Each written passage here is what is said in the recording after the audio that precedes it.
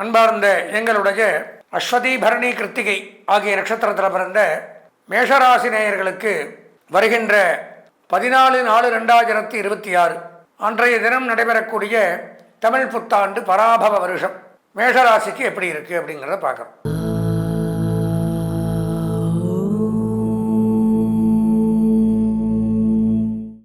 அன்பார்ந்த எங்களுடைய ஆன்மீக உண்மைகள் தொலைக்காட்சி நேயர்களுக்கு உங்களுடைய ஜோதிட ஆச்சாரியர் ஜோதிட குரு சிவஸ்ரீ டி சரவணமாணிக்க சிவாச்சாரியர், முதல்வர் வேத சிவ ஆகம குருகுலம், காஞ்சி காமகோடி பீடம், சங்கரமடம், காஞ்சிபுரம். நாம் ஆன்மீக உண்மைகள் தொலைக்காட்சியின் வாயிலாக காண இருக்கக்கூடிய இந்த பதிவு அப்படின்னு பார்த்தீங்கன்னா, வருகின்ற 14/4/2026 செவ்வாய்க்கிழமை காலை 8:20 அளவிலே இந்த தமிழ் புத்தாண்டு அப்படின்னு சொல்லக்கூடிய மங்களகரமான பராபவ வருடம் அப்படிங்கிறது பிறக்குது. இந்த வருடத்திற்கு திருநாமம் பராபவ வருஷம். பராபவ வருஷம்னா எல்லாருக்கும் எல்லாம் கிடைக்கும் அப்படிங்கிறத அர்த்தம். இந்த பராபவ வருஷத்தில் என்னென்ன நன்மைகள், பொதுவான பலன்கள், அதனைத் தொடர்ந்து 12 ராசிகளுக்கு உண்டான பலாபலன்களை பற்றித்தான் நாம் இப்போ பார்க்கிறோம். இந்த பிரிவில் பராபவ வருடத்துடைய வெண்பா என்ன சொல்லுது? மிக்க பராபவத்தின் மேதினியிற் பின் மழையாம் தக்க பசுக்கள் தழைக்கும் இக்கு பலிக்காது 4 வகை பள்ளியிற்கும் இன்பம் கலிக்காதனவே கருது அப்படிங்கிறார் வெண்பா. இந்த வருடத்தினுடைய வெண்பா என்ன அர்த்தம்னா, பராபவ வருஷம் தமிழ் புத்தாண்டில், வரக்கூடிய தமிழ் புத்தாண்டில் முன்பகுதியில் மழை இருக்காது, வருட பின்பகுதியில் மழை நன்றாக இருக்கும். பசுக்கள் செழிப்பாக வளர்ந்து பால் வளங்கள் பெருகும், கால்நடைகள் பெருகும். அனைத்து வகை மக்களுமே சிறப்புடனும் செல்வத்துடனும் நோய் நொடியின்றி மிகுந்த செல்வாக்குடனும் சந்தோஷத்துடனும் வாழ்வார்கள். இந்த வருடத்தினுடைய நவக்கிரக நாயகர்களுடைய வேலைகள் என்னன்னு பார்த்தீங்கன்னா, ராஜாவாக குரு விளங்குவதால் ஆன்மீகம் பெருகுது, வங்கி நீதித்துறை சிறந்து விளங்குது. மந்திரியாக செவ்வாய் விளங்குறதுனால தீ விபத்து ஏற்படுது, சில இடங்களில் மழை இருக்காது. அர்க்காதிபதி சந்திரனால நல்ல மழை விளைச்சல் பெருகும், தானிய விருத்தி உண்டாகும், விலைவாசி குறையும். சஸ்யாதிபதி சுக்கிரன் புஷ்ப வியாபாரங்கள் பெருகும், புஷ்ப வகை உற்பத்திகள் அதிகரிக்கும், வாசனை திரவியங்கள் பெருகும். சேனாதிபதி சந்திரன் பெண்கள் பல துறைகளிலும் சிறந்து விளங்குவார்கள், சுகமாக வாழ்வார்கள். பெண்களுக்கு நன்மை இந்த ஆண்டில். ரசாதிபதி சூரியன் புதிதாக எண்ணெய் உற்பத்திகள் பெருகும், உள்நாட்டிலேயே எண்ணெய் வியாபாரங்கள் பெருகும், எண்ணெய் விலைவாசி குறையும். தானியாதிபதி புதன் மழை புயல் சேதங்களால் தானிய விருத்தி குறையும், தடை ஏற்படும், தானிய தடை உண்டாகும். மேகாதிபதி சந்திரன் காலத்தில் மழை பொழிந்து நீர்நிலைகள் நிரம்பும், விவசாயம் செழிக்கும். நீரசாதிபதி சுக்கிரன் திடப்பொருட்கள் உற்பத்தி அதிகரிக்கும், பட்டு ஜவுளி உற்பத்தி அதிகரிக்கும். திருட்டு பயம் ஏற்படும், பெண்களுக்கு பாதுகாப்பு குறையும். போதை வஸ்துக்கள் அதிகரிக்கும், அயல் நாட்டு போர்கள் உண்டாகலாம். இதெல்லாம் இந்த வகை, அதாவது இந்த பராபவ வருஷத்தினுடைய பலாபலங்கள் இப்படித்தான் இருக்கும். அதாவது நல்ல மழை இருக்குது, பயிர் விருத்தி ஆகுது, பெண்களுக்கு நன்மை உண்டாகுது, எல்லாமே சிறப்பு நன்மைகள் அப்படிங்கிறத எடுத்துக்கலாம். சனி பகவான் 12ஆம் இடம் விரயஸ்தானத்துக்கு வந்திருக்கார். சனி பகவானை பொறுத்த வரைக்கும் ஆயுள் காரகன். ஒரு ஜாதகத்துக்கு ஆயுளை கொடுக்கக்கூடியவன் சனி. அவர் 12ஆம் இடத்துல வந்து மறையும் பொழுது என்ன ஆகுது? ஆயுளுக்கு சமமான கண்டங்களை கொடுக்குறார். அலைச்சல், துன்பம், துயரம், வேதனை, சங்கடங்கள், மன உளைச்சல், பொருளாதார விரயங்கள், கஷ்ட நஷ்டங்களை கொடுக்குறார். வீண் விரயங்கள், சுப செலவுகளும் பண்ணலாம். வீடு கட்டலாம், திருமணம் பண்ணி பார்க்கலாம், சுப யோகங்கள், வண்டி வாகனங்கள் வாங்கலாம். அதே சமயம் ஏதோ ஒரு கரு மனசுக்குள்ளே உறுத்திகிட்டே இருக்கும். மன வியாகுலங்கள், பயம். ஒரு பக்கம் நல்லது நடந்தாலும் இன்னொரு பக்கம் ஒரு தீமையும் நடக்கும். இப்போ நல்லது நடக்குதேன்னு சந்தோஷப்படுறதுக்குள்ள தீமையை நினச்சி வருத்தம் தான் படுவீங்க. அதான் சனியினுடைய வேலை. கூட வருட ஆரம்பத்தில் செவ்வாய் புதன் சேர்ந்திருக்கு. பூமி வியாபாரம் நன்மை கொடுக்கும். பூமி வியாபாரம் நன்மை. ரியல் எஸ்டேட், புரோக்கேஜ், உணவு, சுகாதாரம், சுகாதாரத்துறை, மருத்துவத்துறை, கால்நடை பராமரிப்புத்துறை, வெட்டினரி டிபார்ட்மெண்ட், மெடிசின், மருந்துகள் தயாரிக்கக்கூடிய கம்பெனிகள், மருந்து கடைகள், உணவு ரீதியான தொழில், ஹோட்டல்ஸ், ரிசார்ட்ஸ், தேநீர் விடுதிகள், உணவு தின்பண்டங்கள் தயாரிக்கக்கூடியவர்களுக்கு நன்மை அதிகரிக்கும். ஆடிட்டிங், அக்கௌண்டன்ட், எழுத்து, teaching professional, IT, engineering, computer, trading, marketing agencies, business பண்ணுறவங்களுக்கு நன்மை. சகோதர சகோதரிகளின் மூலம் பகைமை ஏற்படும். உடன் பிறந்தவர்களால் தொல்லை, அவமானங்கள் ஏற்படும். 3ஆம் இடத்தை குரு 11ஆம் பார்வையாக ராசியை பார்க்கறதுனால மிகச்சிறப்பு நன்மைகள் அதிகரிக்கும். எடுத்த காரியத்தில் வெற்றி பெறலாம். பொன் பொருள், ஆடை, ஆபரணங்கள் வாங்கலாம். 3ஆம் இடத்து குரு 4ஆம் இடத்துக்கு பயிற்சி ஆவார். கடகத்தில் குரு உச்சமாவார், அதுவும் நன்மை. இடமாற்றங்கள் ஏற்படும். வாடகை வீட்டிலேருந்து சொந்த வீட்டுக்கு போகலாம். சொந்த வீட்டில் இருக்கிறவங்க வாடகை வீட்டுக்கும் போகலாம். தொழில் மாற்றம் ஏற்படும். உத்தியோக மாற்றம், திடீர் திருப்பங்கள் வாழ்க்கையில் உண்டாகும். பொருளாதார முன்னேற்றங்கள் ஏற்படும். வசதி வாய்ப்புகள் பெருகும். பூர்வீக சொத்துக்களில் இருந்து வந்த வில்லங்கம் விவகாரங்கள் விலகும். எதிர்பார்த்த காரியங்கள் தங்கு தடையின்றி நடைபெறும். குறிப்பாக சட்டம், நீதிமன்றம், காவல்துறை, இராணுவம், சினிமா, பத்திரிகை, பிரஸ், மீடியா, விளையாட்டுத்துறை, ஆன்மீகத்துறை, அறநிலையத்துறையில் பணியாற்றக்கூடியவர்களுக்கு செல்வம் அதிகரிக்கும். செல்வாக்கு பெருகும். அதே மாதிரி ராசிக்கு 11ஆம் இடத்து ராகு நன்மையை கொடுப்பார்.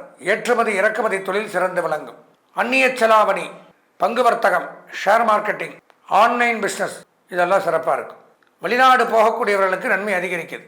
வெளிநாட்டில் ஏற்கனவே இருந்து தொழில் பண்ணக்கூடியவர்களுக்கும் பொருளாதார உயர்வு ஏற்படும். அங்கே அவங்களுக்கு பதவி உயர்வு, சம்பள உயர்வு, பாராட்டுக்கள் இவையெல்லாம் ஏற்படுது. பொதுவாக மேஷராசி அப்படின்னு பார்த்தோம்னா இந்த தமிழ் புத்தாண்டில் ஒரு நல்ல நன்மை பெறக்கூடிய அமைப்பு தான் இருக்குது. கிரகங்களுடைய அமைப்பில் சில கிரகங்கள் நன்மையை செய்யாத காரணத்தினால எதற்கும் ஒரு முறை உங்கள் சொந்த ஜாதகத்தை பார்த்துக்கிறது அப்படிங்கிறது நன்மையை தரும். அதில் உள்ள கெட்ட கிரகங்களுக்கு பரிகாரங்களை செய்துட்டோம்னால் இந்த ஆண்டு சிறப்பான ஆண்டாக இருக்கும். இந்த ஆண்டு அதிர்ஷ்டமான வண்ணம் சிவப்பு, அனுகூலமான திசை கிழக்கு தெற்கு, அதிர்ஷ்டமான எண் 9, வணங்க வேண்டிய தெய்வம் முருகப்பெருமான். முருகப்பெருமானை வணங்கி இந்த ஆண்டை இனிமையான ஆண்டாக மாற்றிக்கொள்ள ஆசீர்வதித்து விடைபெறுகிறேன். நன்றி, வணக்கம். நாம் இதுவரைக்கும் இந்த கிரகங்களின் அடிப்படையில், பெயர்ச்சிகளின் அடிப்படையில் இந்த புத்தாண்டு பலாபலன்களை விரிவாக 12 ராசிகளுக்கும் பார்த்தோம். இதில் சில ராசிகளுக்கு நன்மை இருக்குது, சில ராசிகளுக்கு தீமைகளும் இருக்குது. இப்போ பொதுவாக பார்த்தோம் அப்படின்னா நாங்கள் சொல்கிற இந்த பலாபலன்கள் அப்படிங்கிறது எந்த ஒரு யூடியூப் சேனலாக இருக்கட்டும், யாராக இருந்தாலும் சரி, காம்பவுண்டாக அந்தந்த அன்னைக்கு கிரகங்கள் எங்கெங்கே இருக்கோ அதை பயிற்சிகளை அடிப்படையாக கொண்டு தான் நாங்கள் சொல்கிறோம். இது 100க்கு 100% நமக்கு பலிக்குங்கிறத எடுத்துக்க முடியாது. 10 பேரில் ஒரே மாதிரி இருக்காது. ரிஷபராசியில் பிறந்த அத்தனை பேர் ஒரே மாதிரி இருக்க மாட்டான். உதாரணத்துக்கு சொல்கிறோம். அப்போது அவங்கவுங்களுக்கு இதுதான் நடக்கும், இந்த புத்தாண்டில் இதுதான் நன்மை அப்படின்னு தெரிஞ்சுக்கணுன்னா அவசியம் ஒரு முறை உங்களுடைய சொந்த ஜாதகத்தை நீங்கள் பார்க்கணும். பார்த்தால்தான் இந்த பயிற்சிகள்லாம் எப்படி இருக்குது, இந்த தமிழ் புத்தாண்டில் என்னென்ன கிரகம் எங்கே இருக்குது, என்னென்ன பயிற்சிகள் நமக்கு சாதகமாக இருக்குது, என்ன பரிகாரங்கள்லாம் பண்ணணும், எதிலிருந்து தப்பிக்கணும், இதெல்லாம் தெரிஞ்சுக்கணுன்னா அவசியம் சொந்த ஜாதகத்தை பார்க்கணும். சொந்த ஜாதகத்தை பார்க்கணுன்னா நீங்கள் என்ன பண்ணணும்னா இந்த ஸ்க்ராலிங்கில் வரும், இல்லாட்டி என்னுடைய ஃபோன் நம்பர் சொல்கிறேன், நோட் பண்ணிக்கங்க. 9865098370, 9865098370. இந்த எண்ணிற்கு தாராளமாக தொடர்பு கொண்டு உங்கள் சொந்த ஜாதகத்தை ஒரு முறை இந்த தருவாயில் பார்த்தீங்கன்னா இந்த ஒரு வருஷத்துக்கு நீங்கள் என்ன பண்ணணுமோ அது அத்தனையும் ஃபுல்லாக தெரிஞ்சுக்கலாம். தெரிஞ்சுட்டு இந்த வருஷத்தில் எல்லா நன்மைகளையும் பெற்று சகல வளமுடன் வாழ வேண்டும் என்று இறைவனை பிரார்த்தித்து புத்தாண்டு வாழ்த்துக்களையும் தெரிவித்துக் கொண்டு ஆசீர்வதித்து விடைபெறுகிறேன். நன்றி, வணக்கம். வணக்கம். நான் உங்கள் சதீஷ் ராவ் பேசுகிறேன். தமிழ் நியூ இயர் ஏப்ரல் 14, 2026 இது ஒவ்வொரு ராசியினருக்குமே எப்படி இருக்குது அப்படிங்கிறது தான் இந்த பதிவில் நம்ம பார்க்க போகிறோம். இந்த வருஷமுமே ஏகப்பட்ட கிரக பயிற்சிகள் அப்படிங்கிறது நிகழவே போகுது. அது ஆல்ரெடி ஒன்று நிகழ்ந்துருச்சு.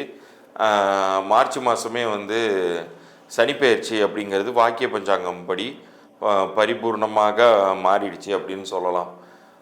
அதே மாதிரி இப்போ ஜூன் மாதம் குரு பயிற்சி அப்படிங்கிறது வரும். அதன் பிறகு ராகு கேது பயிற்சியும் நிகழப்போகுது. ஆனால் ஒட்டுமொத்தமாக இந்த வருஷம் ஒவ்வொரு ராசியினருக்குமே எந்த மாதிரியான நன்மைகளை தரப்போகுது அப்படிங்கிறத ஒவ்வொரு பதிவுலையுமே 2 ராசியாக ஒரு சீரீஸாக இதை நம்ம எடுத்துகிட்டு போகிறோம். அதனால் கவனமாக பாருங்கள். அதே மாதிரி இந்த பகுதியின் இறுதியில் உங்களுடைய வாழ்நாள் முழுமைக்குமே நீங்கள் நல்லா வாழ்வதற்கான குறிப்புகள் பற்றி எண்கணித ரீதியாக நான் சொல்லக்கூடிய பரிகாரங்கள் பற்றியும் நான் சொல்ல போகிறேன். அதில் இலவச எண்கணித, அதாவது எண்கணிதம்ங்கிறது நியூமராலஜி, பிளான்ட்ரி பொசிஷன்ஸ் ரீதியாக கிடையாது. நியூமராலஜி ரிலேட்டடாக உங்களுடைய பிறந்த தேதி, அதனுடைய அமைப்பு பற்றியெல்லாம் நான் நிறைய விஷயங்கள் சொல்ல போகிறேன்.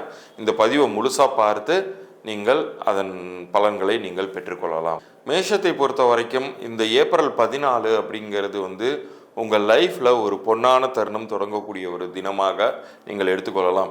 என்ன சார் இப்படி சொல்கிறீங்க, 7.5 சனி துவங்கிருச்சு சார், எல்லா இடத்துலையும் பயமுறுத்திக்கிட்டு இருக்காங்க, ஏற்கனவே லைஃப் கொஞ்சம் படுத்துகிற மாதிரி தான் இருக்குது அப்படின்னா, இப்போ உங்களுக்கு காய்ச்சல் வரப்போகுது, வயிற்று வலி வரப்போகுதுன்னு சொல்லிக்கிட்டே இருந்தால், ஆமாம் சார் லேசாக வயிறு வலிக்கிற மாதிரி தான் இருக்குது அப்படின்னு கெட்ட விஷயத்தை மட்டும் நம்புகிற மனசு நல்ல விஷயத்த நம்பவே நம்பாது என்றைக்குமே.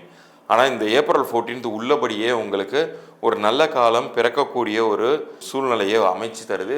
கிரகங்கள் ரீதியாக அதை நம்ம சரி பார்க்கணும் அப்படின்னு சொன்னால் 12ஆம் இடத்திற்கு சனி வந்தாலுமே அவருடைய பார்வை பலம் அப்படிங்கிறது 2, 6, 9ஆம் இடங்களை அவர் பார்வை செய்கிறார்.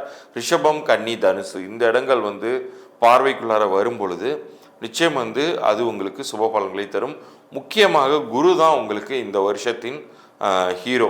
ஏன்னா அவர் கேந்திர ஸ்தானத்தில் உட்கார்ந்து 4ஆம் வீட்டில் உட்கார்ந்து உங்களுக்கு நிறைய நன்மைகளை இப்போ பண்ண போகிறார். சொந்த வீடு வாங்கணுமா, அதே மாதிரி நிறைய நகை நிலப்புலன்கள் சேர்க்கணுமா, இதுதான் காலம். இந்த காலகட்டத்தில் உங்கள் லைஃப் நிறைய செட்டில் ஆவதற்கான வாய்ப்பை முழு சுபகிரகமான குரு உருவாக்கி தரப்போகிறார். 4ஆம் வீட்டிற்கு வரக்கூடிய குரு உருவாக்கி தரப்போகிறார். ஆனால் அது இந்த மாதத்தின் பிற்பகுதியிலான இந்த வருஷத்தின் பிற்பகுதியிலான ஜூன் மாதம் தானே வருதுன்னு சொன்னீங்க சார் அப்படின்னீங்கன்னா, குருவுக்கு எப்போதுமே முற்பலன் 3 மாதங்களுக்கு முன்பிருந்தே அந்த பலன்களை கொஞ்சம் கொஞ்சமாக தர ஆரம்பிச்சிருவார்.